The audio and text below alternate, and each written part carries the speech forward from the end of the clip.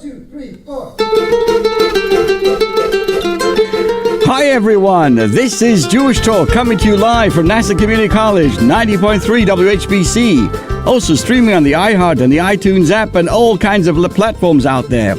And of course, this program is later archived on Spreaker.com, and you can hear it again repeated at 11 p.m. And I want to say welcome to everybody listening to us. My name is Rabbi Perl. Good morning, good afternoon, and good evening. Of course, it all depends when you are listening and watching. And a wonderful special shout out, my friends, today to Shoshana, who is now listening and joining us. And if you'd like to post a comment on our Facebook pages, Anshel Pearl or WHPC, we'll be happy to recognize it. So welcome, everybody. Happy Chanukah. Yes, tonight is the night when we light all 8 candles. So today I'm going to share with you what I call humorously my Chanukah drips, and then get into a very, very important continuation of our discussions over the last few weeks in relationship to how to live a life with serenity and insight. And today we're going to be really getting into a very important subject: love with boundaries and respect. And stay tuned for all of that. Let's first get into our Chanukah drips. And again, if you'd like to send us a comment on our Facebook, we'll be happy to say hello to you and to recognize. So for all those who are listening, good morning. For all those who are watching, my big wave. And happy Chanukah to everybody out there. I hope you're doing well. And I'd like to big shout out and happy Chanukah to Kim, my favorite engineer, and making sure that everything goes kosher in the proper manner here. So let's get right into our Chanukah drips. You know, let's talk about Chanukah's unsung hero. Right? With Chanukah, we know all about our story, but there's a one part of it that really comes to my mind. You know, the story of Chanukah is one of the best known in Jewish history. We've been telling this over 2,000 years. Yet, in spite of all the retelling, there's an aspect of the story we often overlook.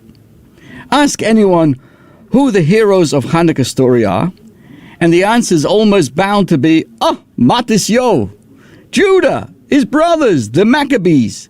They were, after all, the liberators who played significant roles in this historic epic. But there's one hero who was always neglected. He is the priest, the Kohen, who hid the little cruse of oil that made possible the miracle of this rededication. His act expressed foresight and epic faith at the time of brutal religious persecution, when Hellenism was stifling the Jewish spirit and the future of Judaism hung in the balance. It said that no matter how bleak the horizon, Judaism would eventually triumph. So it has always been in Jewish history. There were times when any other nation would have given up in despair after persecutions or the Crusades or the expulsions or the pogroms or the Holocaust, but somehow we did not surrender. I want to share with you an unforgettable story that I shared with my synagogue just yesterday. Unforgettable story from the Holocaust.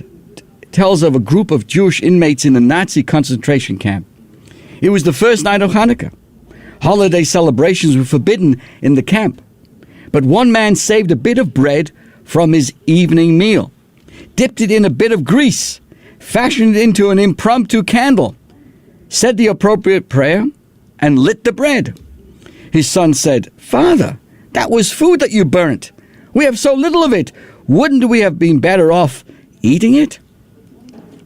The father replied, my son, people can live for a week without food, but they cannot live for one day without hope and faith in the future. They, like the Maccabees ancestors before them, they had faith in God and in the indestructible spirit within them. Relying on that faith, they refused to surrender to tragedy and left an example that radiates through this present. Today, more than ever, we need to be reminded of the ancient story of Chanukah. In our times, there are many who proclaim, we face extinction with the rise of this and rise of that and assimilation and all kinds of hatred. my friends, our task is, like that Kohen Gadol, let us not be daunted by the odds against us or the magnitude of the job before us. The entire temple was under siege. Like that brave Kohen who put away that little cruse of oil, we must persist in our efforts to strengthen Yiddishkeit, Judaism. Each cruse of oil, each invested in the Jewish future, each righteous act may not be visible for a time, but they will emerge. Like the fire lit by that oil, they have a miraculous way of maintaining their glow, not for one night or even 8, but for eternity. My friends, that's part of what I'm thinking about this morning. Today's the seventh day of the candle of Chanukah, that is, and of course tonight we light all 8. So let's say hello to everybody watching us, and one of those, especially those who are listening.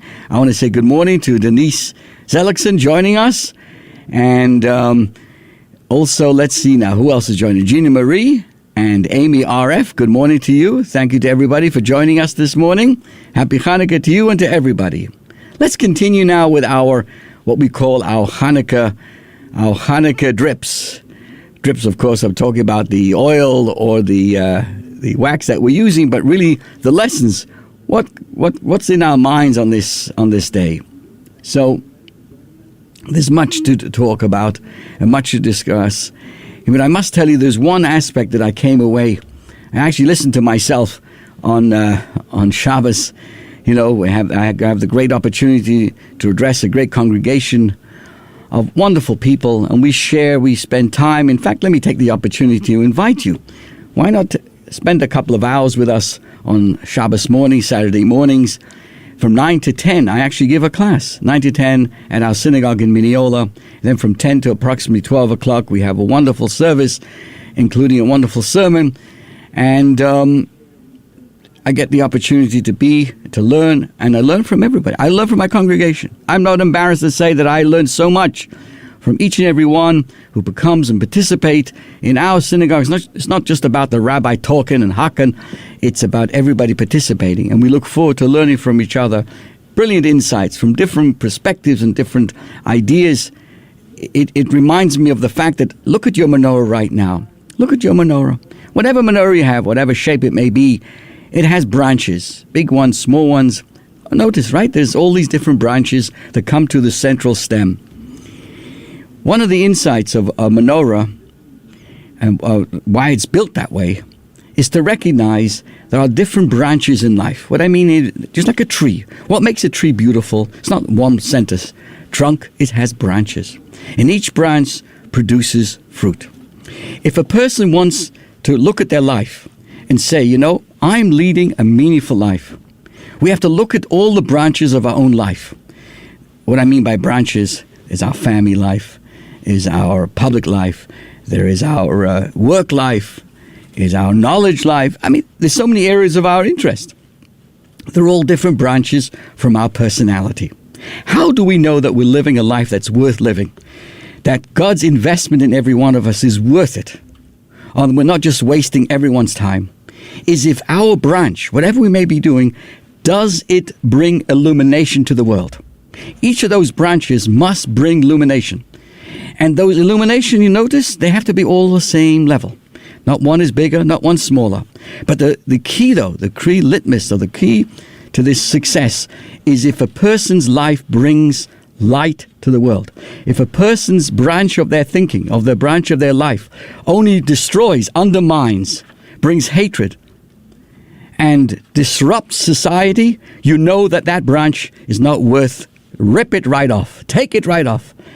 All those branches of the menorah have to be equal, and on the top of each of these branches, there's light, there's illumination. And the truth is, each and every one of us has the lights to kindle that no one else can do. Only you can do what you can do, and I can do what I can do. And the whole world is waiting.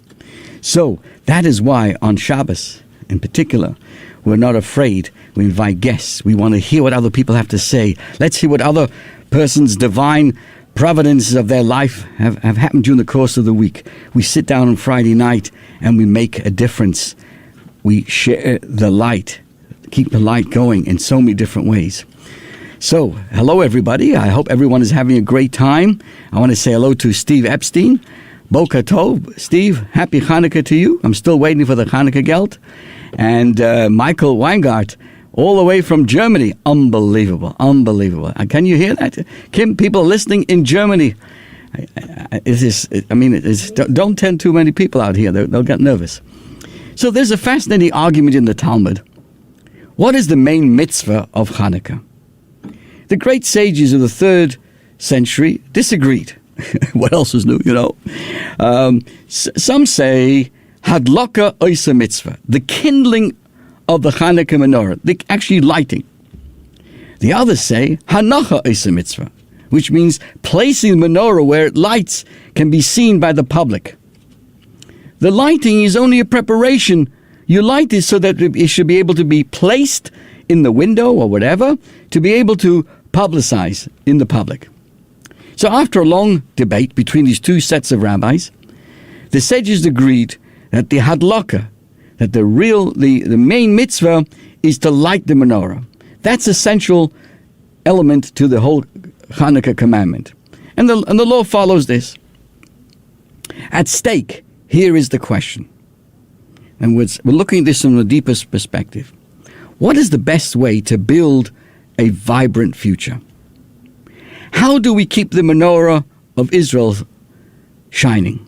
Well, one opinion says we place Judaism that has been kindled at Sinai at our homes, but we do not get involved with those less observant than us. Right? I'm placed, I'm it. The others say we have to be actively kindling. We have to use the flame of our faith, of what we have, to help set other souls on fire, so to speak. That our branches, as I said earlier on, are producing light.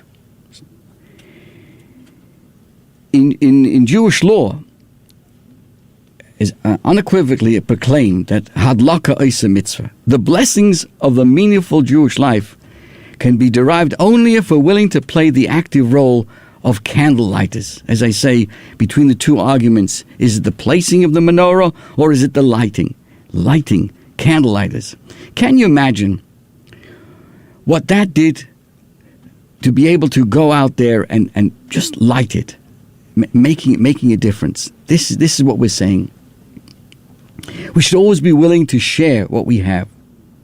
We invite a guest into our home for the Sabbath or the festivals. It's embarrassing for me to say this, of how many people have beautiful homes, but they never have a guest in their home. Never. They never have anybody, nobody, not even a family member or anybody. They never, literally live for themselves. Once a week, we don't do that. We go out of our way to invite a guest to be there. Once a week, we learn with people by having other people in our homes, or getting involved, even in participating in a synagogue life, even once a week. We're actually saying that I'm humble enough to learn from other people. If a person is only into themselves, go to work, come home, go to work, they're not getting any fresh ideas. Not be able to see other ideas, other perspectives. That's what Chanukah reminds us. It's one big menorah, but with the 8 different branches. Some wish to say that there are different branches of knowledge, maths, science, etc. But again, the key to the successful menorah lighting is that they all produce light, not hatred. So the difference between material and spiritual things, with material things, the more you share, the less you have. But with spiritual things, like knowledge, friendship, or celebration, the more you share, the more you have. I look forward to hearing from each week. We call upon men and women and anyone. A guest comes to our synagogues, we invite them to get up and say something, because there's always more to learn from someone else. So this Chanukah, let us remember that we should be active kindlers of light for the future, not just keepers of the light, to take the flame of our faith and help others to enjoy and to be part of that as well. There was another little thought that I'd like to share with you, and then we'll get into our very serious side today about love with boundaries and respect. The Talmud speaks about the height how tall can your menorah be, or your Chanukah be? So the Talmud tells us in the Tractate of Shabbat, page 22a, whoever lights a Chanukah menorah that is taller than 30 feet has not fulfilled the mitzvah. Okay, a candle at this height, why would this be? Why would there be a maximum of how high a tall menorah is? And as we all know, if you go to Manhattan on 57th Street by the plaza, there's a huge, very, very tall 30 feet menorah. But there has to be a limit. Why would that? Because it has to be seen by the passerby. If it's taller than a certain height, it's lost. You're not publicizing anything. You look up, you think maybe it's a star. Maybe it's a window, somebody's apartment building there. The basic purpose of the menorah is to be a beacon for the passerby to see. So they will be stirred to the message of Chanukah. In what seems like a very strange juxtaposition in the Talmud, this law is followed by another statement by the same rabbi concerning the famous biblical story of Joseph and the description of the pit he was thrown into by his brothers. The biblical text uses an unusual duplication of language to describe the pit. It actually says, Habor Reik, which means the pit was empty, and Ein Boi Mayim, and when there is no water. Those are the words in the Torah. So the rabbi asks, if it had no water, don't we know it was empty? If it, you said it was empty. So his answer is that this duplication, by saying it was empty, but also adding it didn't have water, is telling us, yes, the pit was empty only of water, but it did actually contain other things. What was in that pit they threw Joseph in?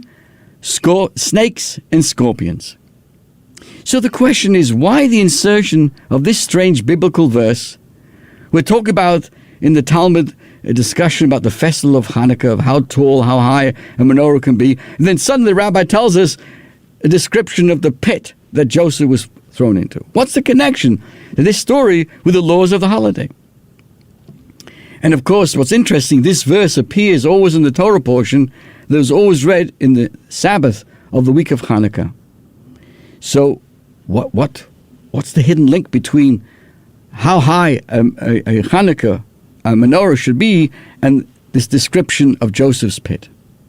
By putting in these seemingly disconnecting statements, the rabbi is expressing a deep message of this holiday of Hanukkah.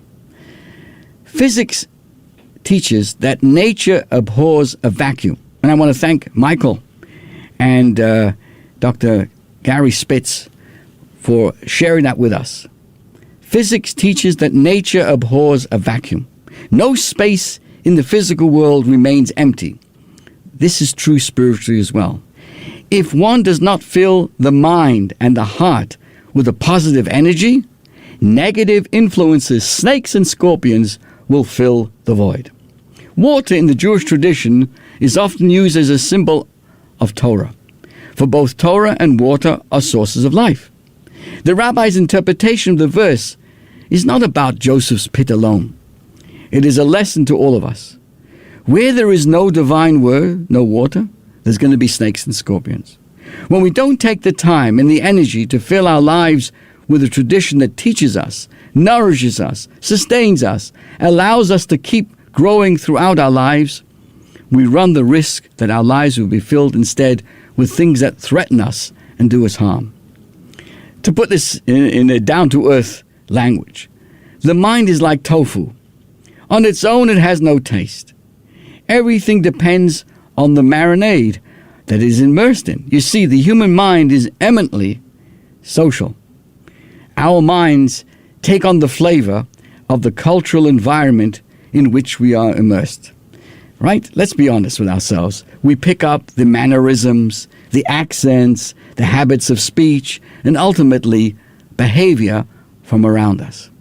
The Maccabees, the heroes in the story of Hanukkah, rebelled because they didn't want to marinate in the Hellenistic culture, which was vulgar, violent, destructive. The Greeks attempted to force their values on Jewish people at that time. So anyone found studying Torah was outlawed on the pain of death.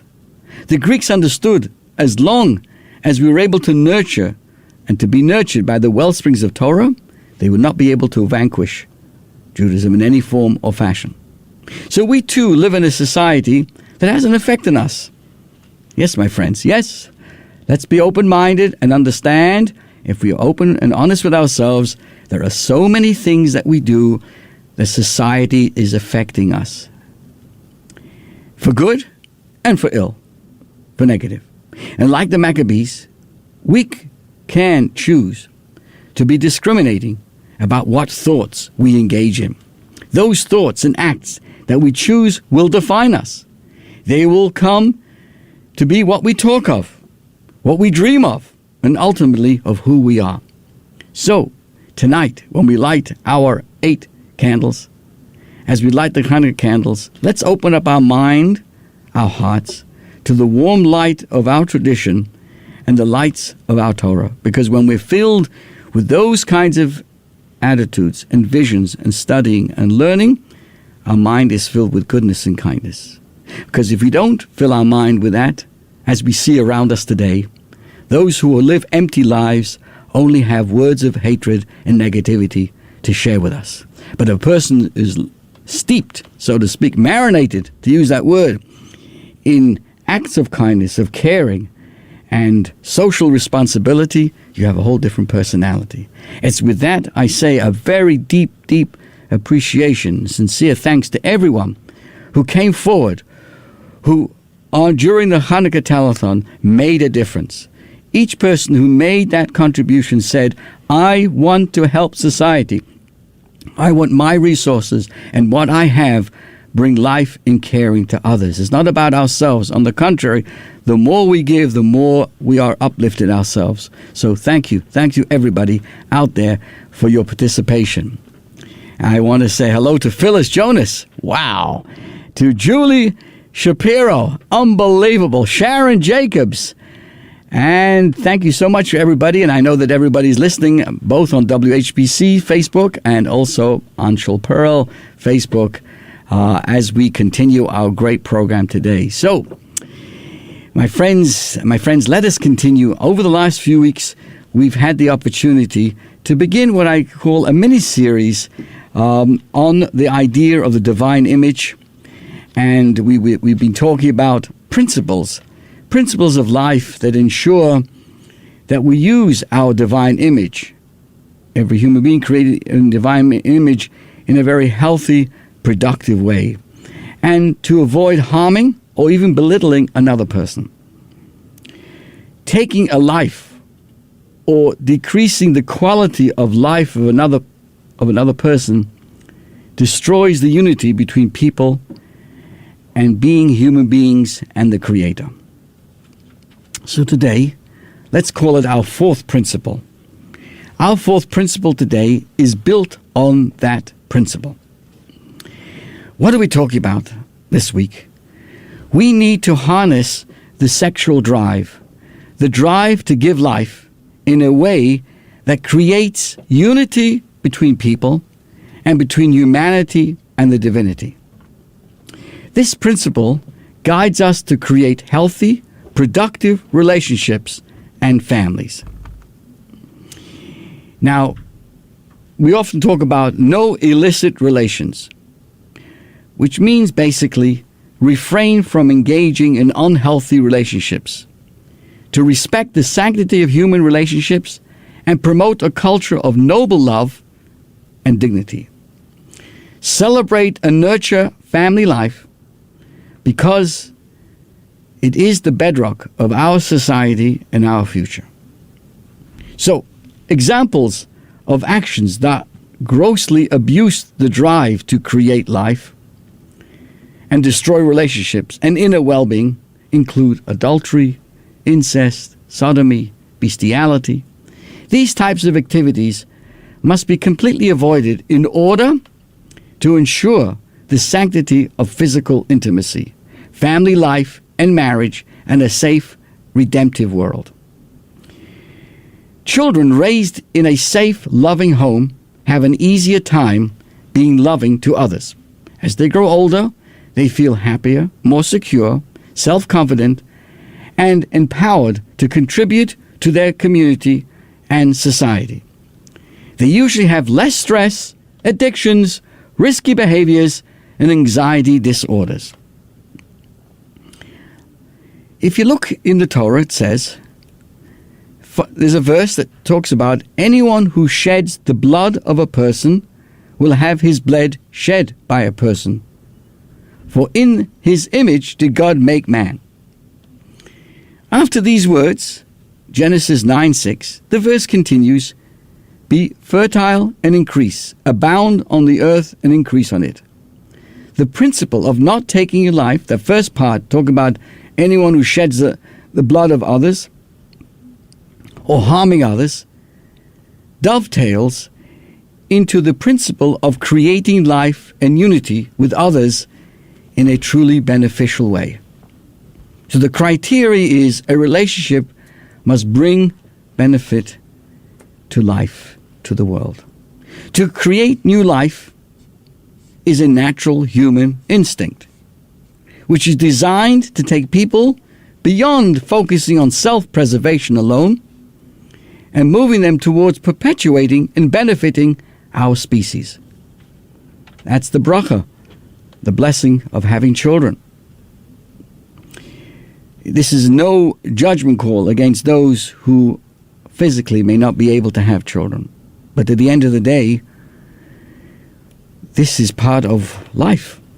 When this instinct is aligned with the soul, it creates deeper unity between people, allowing two individuals to become one. Harnessing the healthy sexual drive within the confines of a committed, faithful, and long relationship allows for a highly refined form of unity. This is the deeper reason for this principle that we're discussing today. Besides the obvious repugnance of deviant or misdirected behaviors. Let's be open. Libido is the fountain of life, and so nothing is more holy than physical intimacy. Without a healthy drive, an instinct for survival and perpetuation, everything in creation would come to a standstill. If there was no libido in the world, one could not find even a fresh egg in the marketplace. Desire is the engine that moves creation.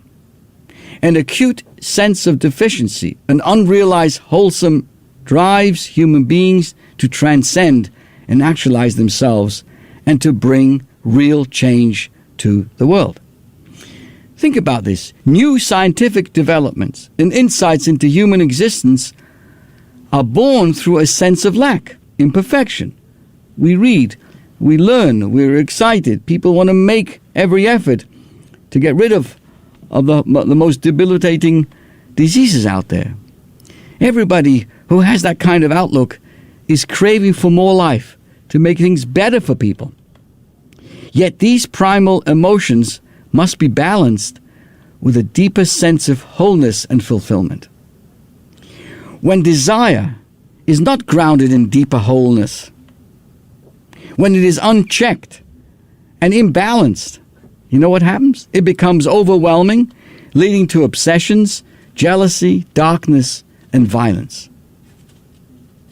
When abused, nothing can be more debasing and destructive to the human being than desire.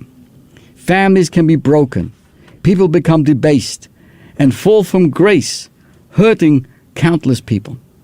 One can lose their soul perpetuating inappropriate relationships or obsessing over inappropriate images.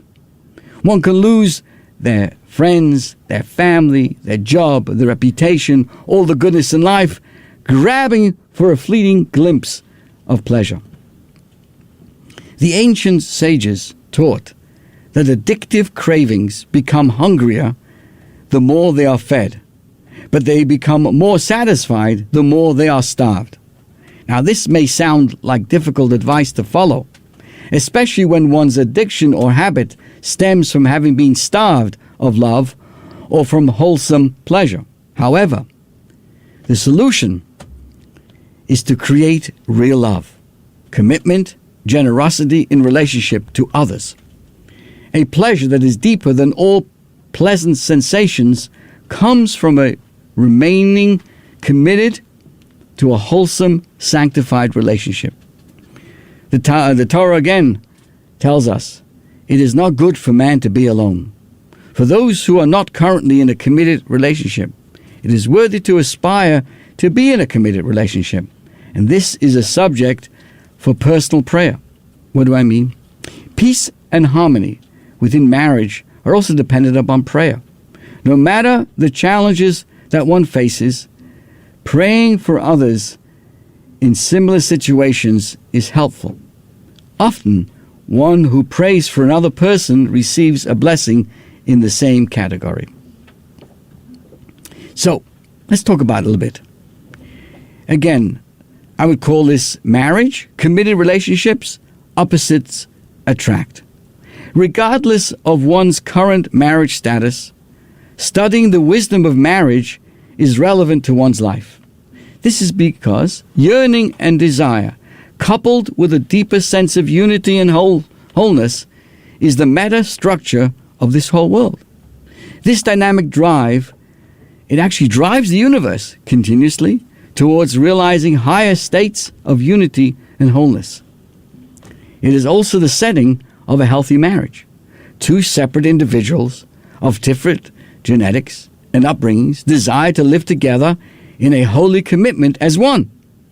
Two opposites become a unified entity. Therefore, a man leaves his father and mother. I'm quoting now from the Torah. A man leaves his father and mother and clings to his wife so that they become one flesh. With a lot of blessings, hopefully, from the two will become one, and that, of course, is the child. Two-ness or otherness is actually a precondition for unification and a revelation of the great wholeness. The longing for another is a sense of otherness. We intuitively that we recognize we lack in ourselves, that someone else that will complete. While this is a part of us that is always already complete, namely our soul, we all have a divine image, which is part of the divine oneness, there is another part of us that is part of the world. Right? You ever think about this?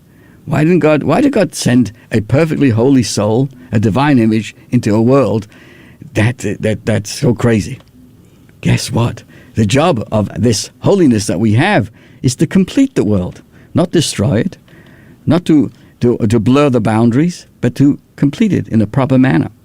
Relationships allow us, the incomplete self, to realize a state of completion.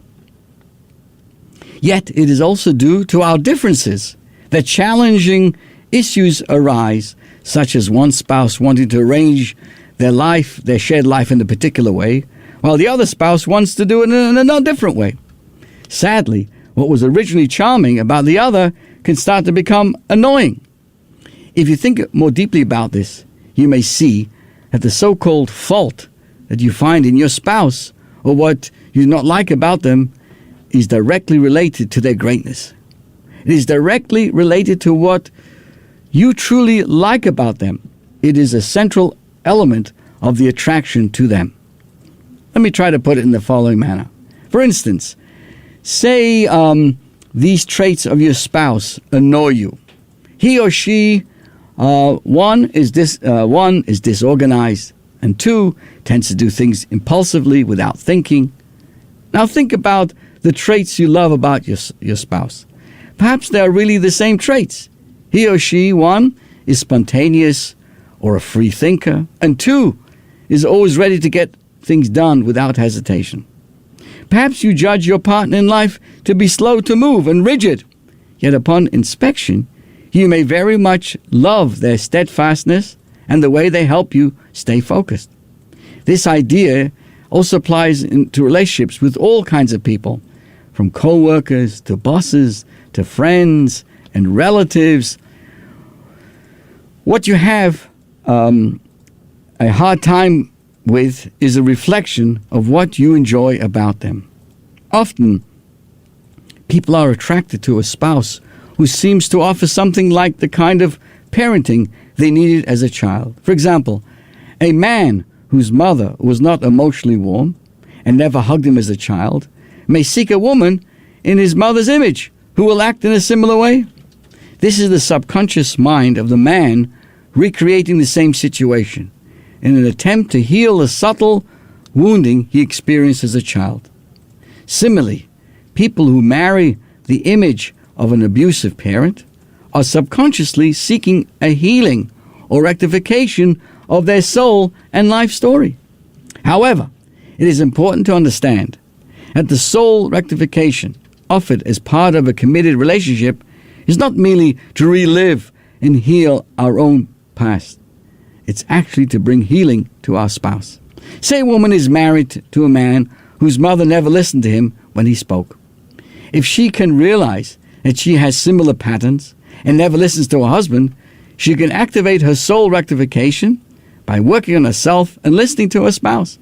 In other words, the wholeness you find in a committed relationship is not about finding in your spouse the parent that you were missing as a child.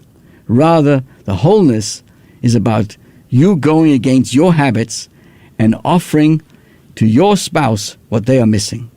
Trying to get your spouse to make you feel complete is counterproductive. The truth is, you're in that specific relationship not to seek your own healing, but to actively offer healing to your spouse.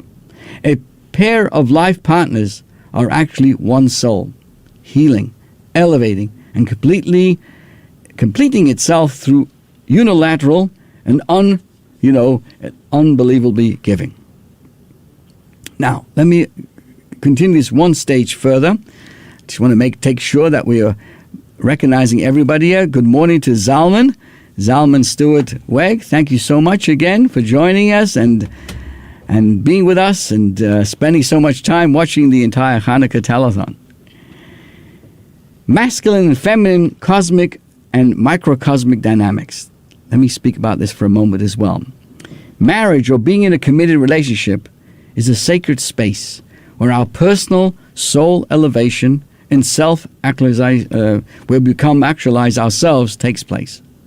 It is also a laboratory in which the cosmic creative process is enacted. We all have the ability to reenact the cosmic creative process. In the act of creation, the Creator, who is metaphorically reflected in a masculine quality of outward expression, creates and nurtures the universe, metaphorically reflected in a feminine quality of receptivity. A healthy, balanced, respectful, loving, faithful union between masculine and feminine human beings mirrors the unity between the masculine creator and the feminine creation. Any violation of this sacred human relationship has a ripple effect throughout the cosmos. Any microcosmic shattering of unity creates a disruption of the unity between the creator and the creation. In a sense, it is as if the unity of the creator himself is disturbed. Peace in the home creates peace throughout all worlds. In Hebrew, shalom, peace, is actually a name of God. Out of respect and devotion to certain divine names, we avoid erasing their written forms. However, the ancient sages teach that God allows his name to be erased if doing so would bring peace between spouses. This is because peace, wholeness, and unity in the home preserves the holiness and the wholesomeness and the unity of the divine name itself. So on a more mundane level, I know that I'm talking some rather deep stuff today, though, but on a more mundane level, the harmonious functioning and health of family units is the foundation of all ethical human societies.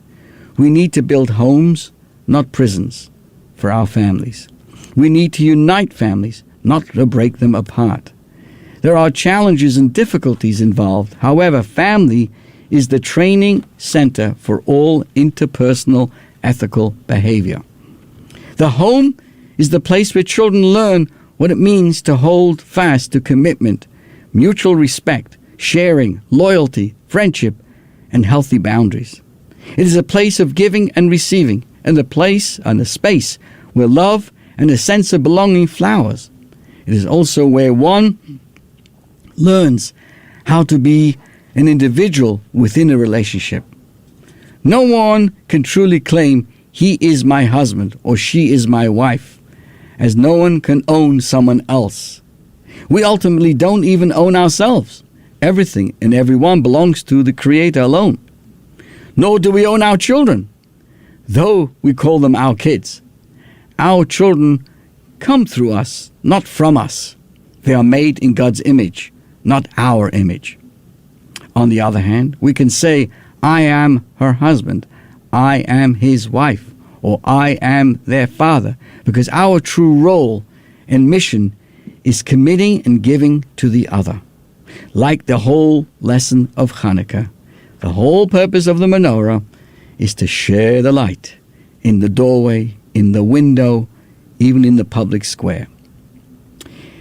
So we must remember, our mission is to bring wholeness and unity to our family. Before the flood of Noah, most men and women in the world had destroyed their marriage commitments and family wholeness in extremely ugly ways, acting as if they did not belong to their spouse. People were obsessed with taking rather than giving. The flood was harsh, but it cleansed this ugliness away and gave humanity a fresh start and new paths in life. When we embrace the 7 paths of the children of Noah, including guarding ourselves from breaking our bond to our committed relationships, even subtly, and always returning to be a more and more faithful giver to our spouse and family. If a person obsesses about someone to whom they do not belong, such as a co-worker, a relative, or celebrity, they are immersed in taking rather than giving. If it would never become even if it doesn't become a physical relationship, flirting, or even being overly comfortable with a non-spouse breaks marriages on a subtle level, creating an invisible flood of negativity, hurt, blame, and separation. To maintain a sane life and a sane world, we need to return to these ideas, to our role of giving, even when we stray subtly, momentarily, or mentally. There are virtuous people in the world today who, if they find themselves gazing at or obsessing about someone who is not their spouse, will disengage and return to what we're learning and redirect their attention to their spouse and direct that focus and love to their spouse. We've accomplished a lot. We, human beings, may not be perfect, but we can stop harming ourselves and others and return to our role of wholesome giving. Creating wholeness in our relationships, focusing on our desires upon our partner, and refraining from all inappropriate or degrading relationships, my friends, brings peace and sanctity, not only to our own lives and family, but to the entire spiritual cosmos. We have the power to bring the divine presence of shalom, peace, into the world, and never let it be erased. So what would be the takeaways of our conversation today? On a lower level, love is an act of exclusion. I love A, and thus I hate B. I like this group of people, and therefore I dislike the other group. On a higher rung, love is a flow that emanates from the source of all sources. It is therefore all-encompassing and inclusive. I love this person, and thus I love all people. We should ask ourselves if our love is of the higher rung. Another idea in love follows giving. The more you give to another, the more you will feel loved for them. If you're not feeling love for someone, give them. If you're not receiving love from your spouse or a friend, ask them or allow them to give you something which is easy for them to give. The more they give, the more they will feel love for you and tend to enact it. Remember that what you think of as another person's fault is usually where their strong point lies and what you actually like about them. So, in a certain sense, list 3 things that annoy you about someone close to you. Now, think about 3 things you like about them. See if these ideas, these areas are linked. If so, shift your perception to their good points and what you like. I'm not finished, my friends. This is a very, very important point. Consider what would be a corrective experience, an opposite of a negative dynamic which can give them the sense of healing and well-being. Acting on this way may be part of a person's own self-elevation. After giving them this gift, note any effects on them and on yourself. I remember learning when we discussed at some point, we had a whole program about reincarnation, and typically we're told that a man comes back to fix his problems. When women come back, it's to fix their husbands, because they're the ones who have the problems. So, in conclusion on this, let's pray to the Creator, Hashem, who is called Shalom, the source and essence of peace, for integrity and peace in our primary relationships and in our procreative drives. Let us pray that we will increase, that our lives will only bring peace in God's creation. Heavy-duty stuff, my friends, a lot to think about. We were discussing over the holiday of Chanukah what would happen if you had a situation where you found yourself on Friday evening, like this past Friday, and comes the evening of Friday or during the week of Hanukkah, and you're going to light the Shabbos candles like usual, but you also have to light a Hanukkah candle. And what happens to you, for whatever reason, you're in some distant location, or it's too late to go out, all you have is one candle, one single candle, and it's Friday night. What should you light it? Should you light it as the Hanukkah light? Right? Even if you have one candle, you could light it as the Hanukkah light, or should you light it as a Shabbos candle? Remember the 2 different blessings, so you can't use it for both. So the question in Jewish law is, what would you light it for? Do you have in mind when you light a single candle for Hanukkah, or do you light it for Shabbos? One could argue, I'm going to do it for Shabbos because it comes every week. Another argument could be the other way around. No, listen, next Friday night I can't light a Hanukkah candle, so I better use it now for Hanukkah and light that one for the menorah. What do you think the answer is?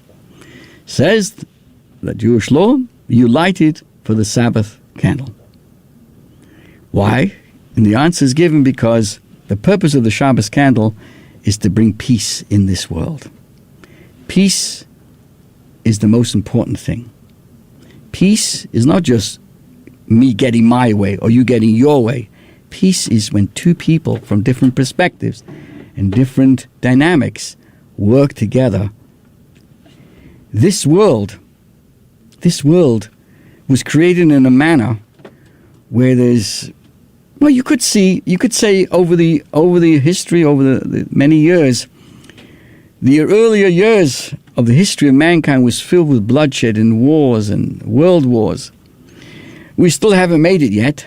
There's still, unfortunately, wars in this world, but it's less than it used to be. Because the ultimate role of mankind is for there to be peace, shalom, in this world. So in this case, between a Hanukkah candle and a Shabbos candle, Shabbos goes first. Because the Sabbath candles on Friday evening in a home is there primarily to add to the dynamics of the peace-loving feeling that we have on Friday night. Friday night, in the Jewish home, those candles are burning on the table, There's a breadboard with 2 challahs covered over with a special honored piece of material called a challah decal. It covers over the challahs. Kiddush, bottle of wine, family and friends come together. Extended family comes together. The evening begins with holiness. Before sundown, the candles are lit. The table looks differently. The atmosphere is one of serenity. The family waits. Typically, people come home from the synagogue. They sing Shalom Aleichem, right? What's the opening line words on Friday night? Shalom Aleichem, Malachei Hashor. Can you remember that song? Malachei Elyon. There's a lot of dancing going on over here in the studio, my friends. But the word is Shalom.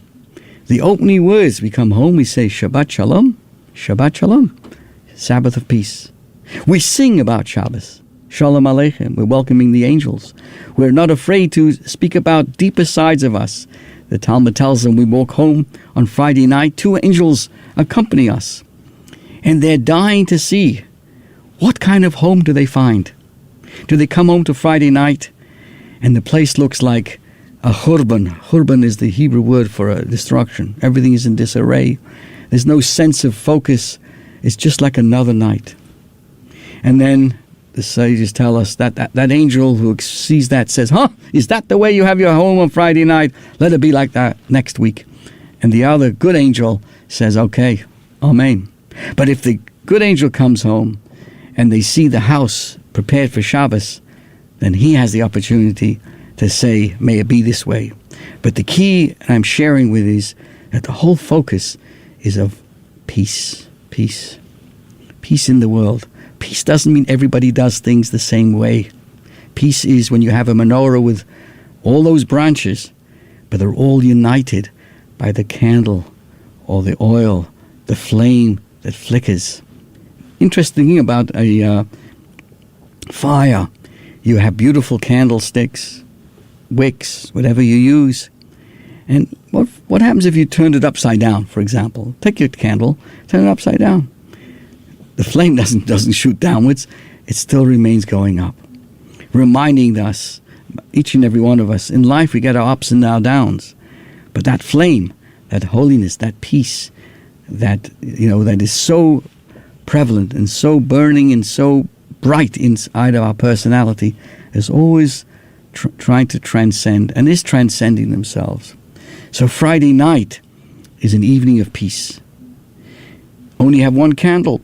We lit it for Shabbos. But there's actually something deeper.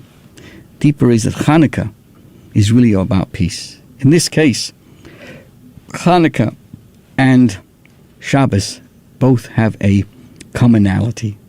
The whole holiday of Chanukah was about the destruction of those who tried to destroy religious life back in the Holy Land, to undermine the essence of what Torah is all about. The whole purpose of Torah is to bring peace to this world. It affords us the opportunity to the discussions that we've been having today about the importance of love with boundaries and respect. This all comes from Torah. What's appropriate to eat, how to dress, how to speak, how not to use our power of speech in a negative way. So in many, many ways, in so many ways, in all ways, the Torah provides us with the instruments to bring peace in this world. So if we have the opportunity, Chanukah reminds us to study, to bring peace in this world. Therefore, even as you light 1 candle for Shabbos, in the extreme example of only having 1 candle, nevertheless, inherent in the peace of Shabbos, you also have the peace of what Chanukah represents. They're both lights, but they both work in different ways. Think about this. The Chanukah candle was there to push away the darkness. It was a time of destruction. They were able to relight the menorah, and it went beyond all limitations. It lasted for 8 days. So the primary role of of the Chanukah candle is to overcome the darkness. It's kind of a pressure against pushing away, dispelling the darkness around us. The Shabbos candles don't do it in a kind of a negative way. They do it in a more positive way. They just bring light automatically. They show the light that's inherent. What do you think the Shabbos candles are doing on the table on Friday night? They're just actually revealing the holiness of what that home is all about. So you can spend your life, in a sense, fighting darkness. And certainly during the week of Hanukkah, we reminded how important it is to stand up and have the courage to be able to stand up against darkness.